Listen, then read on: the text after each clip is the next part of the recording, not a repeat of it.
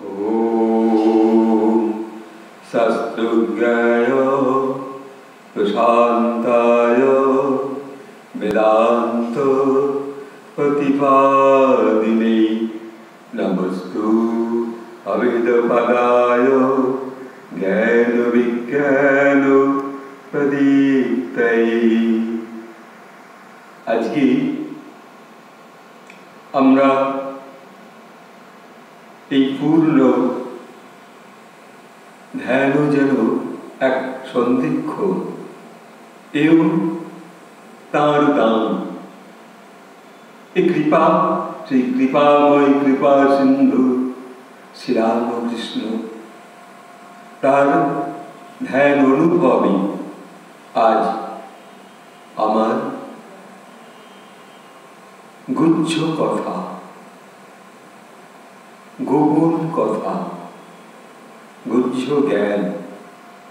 এই যে গুচ্ছ কথা, এই বিষয়ের উপরে ঠাকুর কখনো কখনো নরেনকে বলতো, এসো নরেন, বসো, যেন সেই আদরের সন্তানকে পেয়েছি হৃদয় মন্দিরে। কোথাও সেই তার তখন পূর্ণময় রূপ যেন ঠাকুরও দেখছেন, আবার ঠাকুরকেও নরেন দেখছেন। সেই যে উভয়কে দর্শন করছেন। ঠাকুর এবার বেশ কাজ টাজ সেরে সেই মায়ের কালী ঘরে, দেবী ভবতারিণী সেই ঘরে, কখনো বা তাঁর ঘরে, শ্রীরামকৃষ্ণের ঘরে নরেনকে ডেকে বলছেন, নরেন তুমি আমার কাছে বসো। নরেন ভাবছে ঠাকুর আমায় আজ কি বলবেন। সমস্ত দরজা জানলা বন্ধ করে দিলেন। তারপর যেন সেই হর আর হরি, সে যে স্বয়ং বিষ্ণুর সঙ্গে যেমন শিবের একটা গোপন কথোপকথন হবে, সেই যে এক অনুভব। নরেন মনে মনে ভাবছে, এবার ঠাকুর আমায় কি বলবে। এই যে বলার যে অনুভব, অনুভূতিতে উভয় পূর্ণ শরীর দর্শন করছেন। নরেন দর্শন করছেন ঠাকুরকে। ঠাকুর এবার আমায় কি বলবে। তারপর তো ঠাকুর কিছুক্ষণ বাদে বেশ দেখছে নরেন খুব খুশি, খুব আনন্দময় হয়ে উঠল। আজই গোপন কথা। তো আমরা এই ধ্যান অনুভবে ঠাকুরের সঙ্গে যে আমাদের গোপন কথা, গুচ্ছ কথা, কখনো কখনো ঠাকুর আমাদের অন্তরে বলে দেন এবং আমরাও সেটা অন্তরে অনুভব করতে পারি। ঠাকুর আজ আমায় কি বলবেন, কি আমরা শ্রবণ করলাম, কি আর শ্রবণ করব এই ধ্যান অনুভবের মধ্যে। তো আমাদেরও তখন মনের মধ্যে অনুভব হয়, আজ শ্রীরামকৃষ্ণের সেই স্বয়ং যে পূর্ণ পাথর মূর্তি সে যে জীবন্ত হয়ে উঠছে ক্রমশ ধ্যানের সম্মুখে।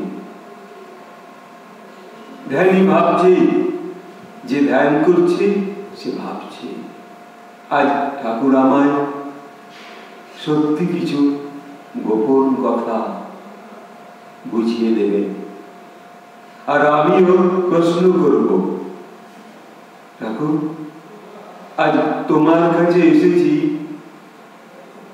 আমার সেই অধ্যাত্ম বোধের যে পূর্ণতা কেমন করে আসবে ঠাকুর? কখনো প্রায় দিন, কখনো রোজ দিন তোমার ধ্যানে তো তুমি আমাদের মনোসংযোগ করে দাও, তো আজকে কিছু বলবে? এই যে আপনি গোপন ভাবে অন্তর থেকে নীরব হয়ে শান্ত হয়ে সেই যে স্তম্ভিত ধ্যান অনুভবের মধ্যে পদ্মাসনে বসে পিঠটাকে সোজা করে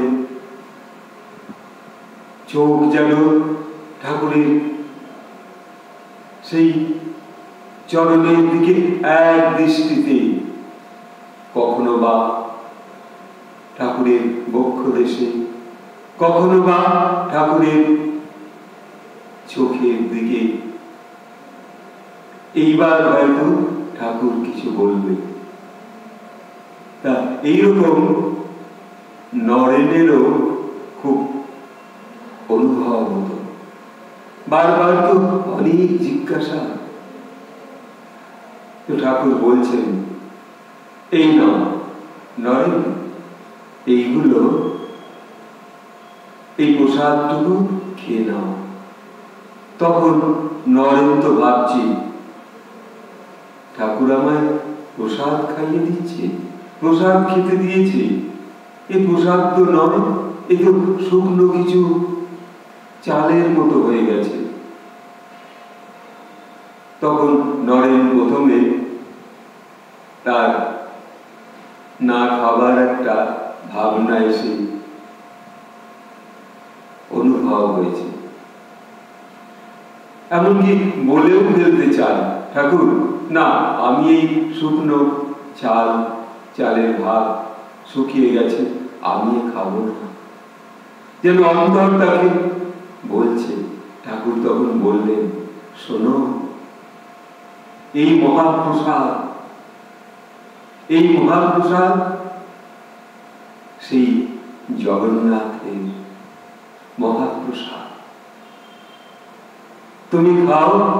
এই মহাপ্রসাদ যখন তুমি সেবা করবে, তখন দেখবে তোমার মধ্যে সেই পূর্ণ প্রকাশ আরো প্রকাশিত হবে, তোমার মধ্যে সেই পূর্ণ জ্ঞান ধীরে ধীরে আরো বিকশিত হবে, তোমার বুদ্ধি প্রখর হবে, তোমার মস্তিষ্ক আরো পূর্ণ তীক্ষ্ণ হবে। নরেন দেখল ঠাকুর বলছেন এ সত্য, এ বিশ্বাস। নরেন্দ্র ততদিনে ঠাকুরকে খুব বিশ্বাস করতেন, করে ফেলেছেন। এইবার ঠাকুরকে জিজ্ঞাসা করলেন, ঠাকুর বললেন, এই প্রভু জগন্নাথের মহাপ্রসাদ, এই তো সেই মহাশক্তি ভাবনা। দেখো দেখো, তুমি নাও, খেয়ে নাও। কত আদর করে নরেনও জানতেন ঠাকুরের এই দেহ, এই শরীর, এই মন, এই প্রাণ আজ সেই পুরী ধামে যাবার কথা বললে তিনি বলতেন না, ভক্তদের বলে বসতেন, কখনো গোপনে। সকলে অনুভব করত ঠাকুর যাবেন না। ঠাকুর বলতেন না, তিনি বলেছেন আমি আমি সেই পরিধামে জগন্নাথ। ঠাকুরের গুচ্ছ কথা, এই গোপন কথা নরেনকে যখন প্রকাশ করে বললেন, তখন নরেন সেই প্রসাদ ঠাকুরের কাছে হাত পেতে নিয়ে ঠাকুর প্রথমে তাকে বলল, আচ্ছা তুমি হাঁ করো, আমি তোমায় খাইয়ে দিই। নরেন সেই শিশুর মতো, যেমন সেই মায়ের কাছে শিশু বেলায় যে হাঁ করতেন, মা প্রসাদ নিয়ে আসতেন, ঠিক সেইভাবে নরেন প্রসাদ গ্রহণ করল। ঠাকুরের এই আরো কত কথা নরেনের সঙ্গে এইরূপ গোপন ভাবে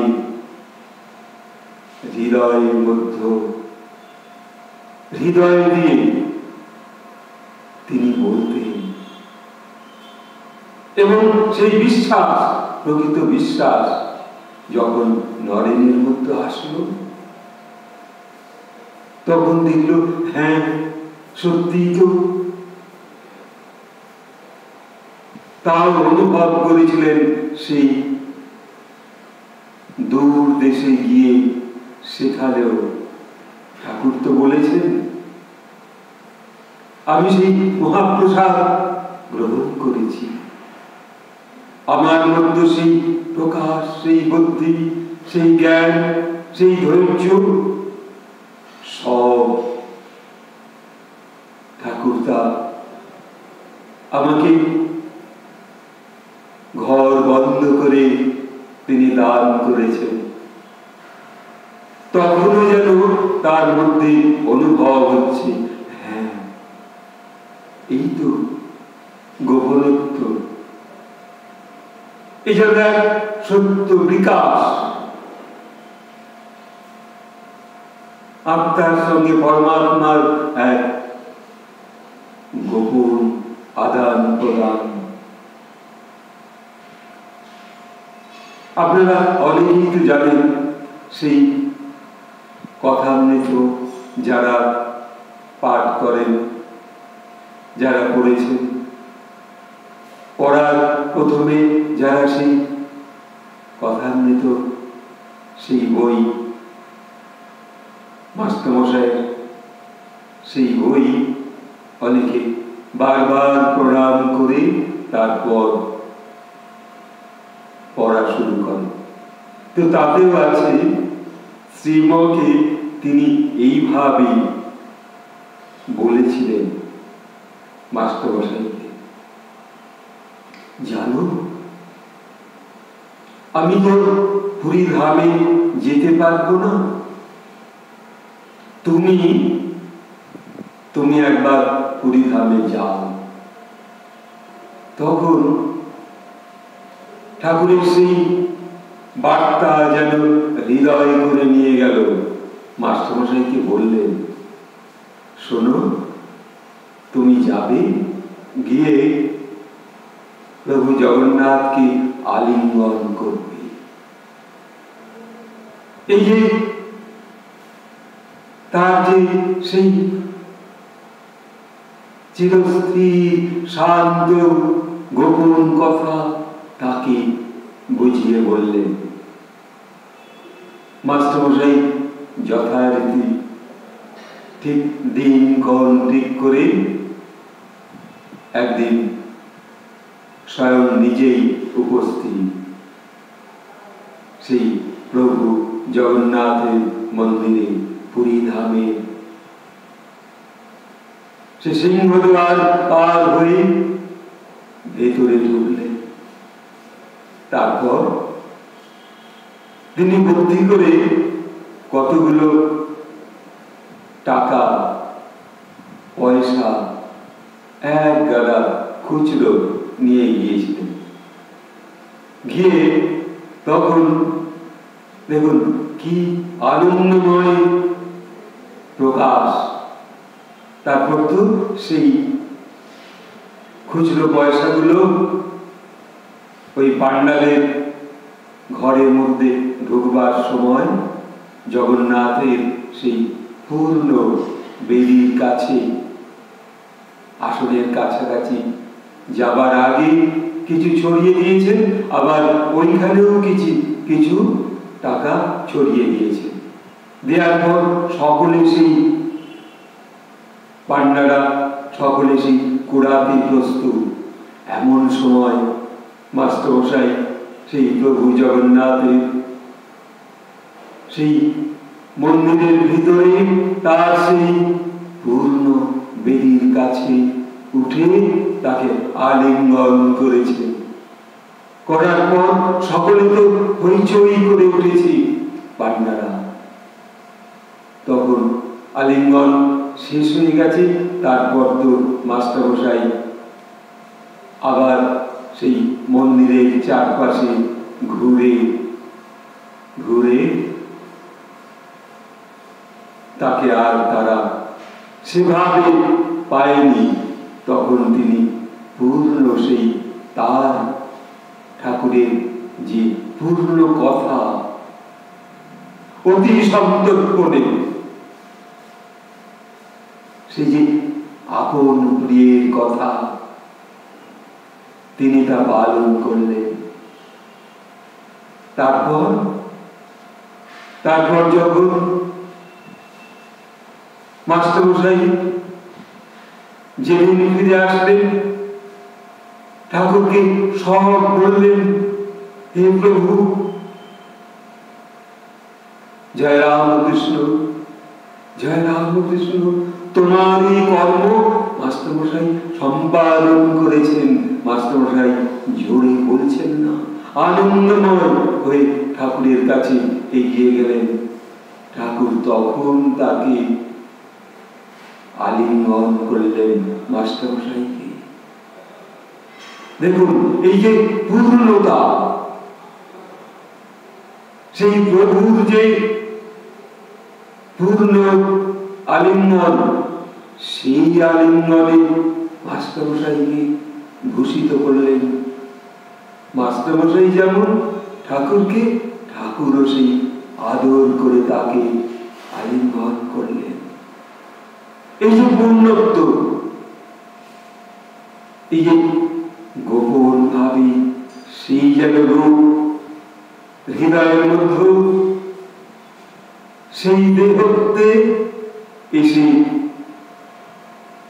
যেন পূর্ণ জগন্নাথের সেই ভাবনা তিনি ওই মাস্টারমশাইয়ের শরীর থেকে গ্রহণ করলেন। কি এই রূপ, কি এই ভাবনা, কি এই গোপনত্ব, কি এই যে যোগ, এই কঠিন কথা এই সকলকে বলবার নয়। ঠাকুর ঠিক ঠিক কাকে কখন কোনটা কিভাবে তিনি প্রকাশ করবেন তা তার হৃদয় থেকে আলোড়ন হতো। তিনি তখন যেন স্বস্তি লাভ করলেন ঠাকুর, যে আজ আমি সেই স্বয়ং প্রভু জগন্নাথ যেন একটা স্পর্শ, মাস্টারমশাইও যেন সেই তাঁর আলিঙ্গনে যেন সেই প্রভু জগন্নাথকে স্পর্শের সেই অনুভব এনে দিতে পারলেন। এর মধ্যে ঠাকুরের যে প্রিয়, যে কারণে তিনি যে বারবার বলে বসতেন কখনো ভক্তদের, দেখো আমি পুরীধামে গেলে আমার এই শরীর থাকবে না। কি অপূর্বতা সেই গোপন কথা।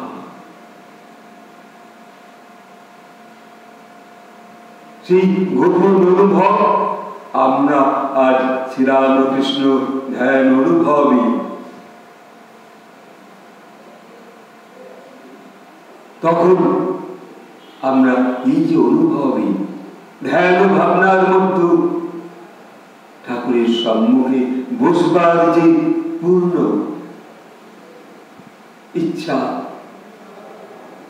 আর সেই ইচ্ছার মধ্যে স্বয়ং শ্রীরামকৃষ্ণের যে প্রাণময় স্মরণ তিনি করিয়ে দেন, তখন কিন্তু আমাদের মধ্যেও কোনো কোনো যেন গোপন কথা হয়ে যায় ঠাকুরের সঙ্গে। আমার সুবিধা অসুবিধা, ধ্যান জপ কেমন হচ্ছে, ঠাকুরকে যেন গোপনে প্রকৃত ধ্যানই, যার মধ্যে সেই ধ্যান এসে হৃদয় জমে ওঠে, তিনি তা একেবারে পূর্ণ অন্যের কাছে কখনো কখনো প্রকাশ করতে পারেন না। সেই যেন ব্রহ্মের এক পূর্ণ বার্তা এই হৃদয়ের মধ্যে এসে প্রকাশ হয়। এমন অনুভব এই ধ্যান অনুভবের মধ্য দিয়ে শ্রীরামকৃষ্ণের স্মরণে এই যে আসবার পূর্ণ ইচ্ছা, আমরা যদি এই যে অনুভব করি জপ, জপ অর্থাৎ নাম, আর ধ্যান, ধ্যান অর্থাৎ রূপ, সেই যে রূপের দর্শন, বারবার সেই হৃদয়ের মধ্যে সেই স্বয়ং সিংহনাদ আনন্দ, পূর্ণ অপার আনন্দ এসে প্রকাশিত হয় ঠাকুরের এই ধ্যান বার্তার মধ্যে। সেই যে গোপন অনুভব, আজ আমরা যদি মনে প্রাণে শরীরে বিন্দুমাত্র সেই সময়ের মধ্যে যেন বিদ্যুৎ স্পর্শ করে যায় ঠাকুরের হৃদয়ের মধ্যে, আমার হৃদয়, তখন মনে হয় যে না, এ শরীর তার, তার ইচ্ছায়, তার এই পূর্ণতা আজ আমার মধ্যে। ঠাকুরের এই বাণী আমরা কখনো কখনো হৃদয়ঙ্গম অনেক সময় করতে পারি বই। আমাদের এই সকল কর্মের মধ্যে এই যে সুযোগ, এই সুযোগকে আমরা কখনো কখনো অবহেলা করে বসি। এই ধীর স্থির আনন্দময়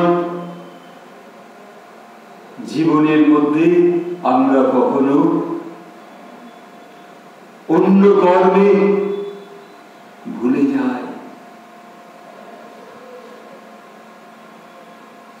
যেন সেই পূর্ণ, সেই বসন্তের পূর্ণ মাতাল সমীরণ এসে রবীন্দ্রনাথের কথায় আছে না, সেই যে আমি যাব না, আমি যাব না, বসন্তের সেই পূর্ণ মাতাল সমীরণে। কিন্তু সেই সমীরণ, সেই মাতাল সমীরণ এসে হৃদয়ের মধ্যে প্রবেশ করে যাচ্ছে সকলের মধ্যে। আজ কবিতায় তো লিখেছে, আজ জ্যোৎস্না রাতে সবাই গেছে বনে, যাব না এই বসন্তের মাতাল সমীরণ। সর্বদা যেন আমাদের মধ্যে একটা অদ্ভুত মাতাল সমীরণ এসে, একটা বাতাস এসে আমাদের এই ভুল ভ্রান্তির মধ্যে ঘুরিয়ে দেয়। তখন মন কোথায় চলে যায়, কিন্তু আমাদের তখন মন আবার সেই পূর্ণ লক্ষ্যের দিকে বিশেষভাবে মনকে আবার আহ্বান করা, আবার সেই পূর্ণ আপন লক্ষ্যে পৌঁছানো। ধ্যান ও সন্ধিক্ষণে এই না আশা, এই আশার বার্তা তিনি দান করছেন আমাদের এই শ্রীরামকৃষ্ণ বেদান্ত মঠের পূর্ণ আসন থেকে। আজ এক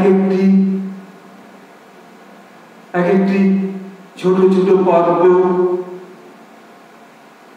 এই যেন তার দান, এই মানুষের অনুভব। কিন্তু মানুষ তবুও সেই সকল কর্মের মধ্যে তাকে ডুবিয়ে রাখতে চায়। কেন কেন সারাদিন মান আমরা কখন কোন অনুভবে থাকি? নিজেকে হারাই, দূর দূরান্তে চলে যায় মন, কঠোর পরিশ্রমে সে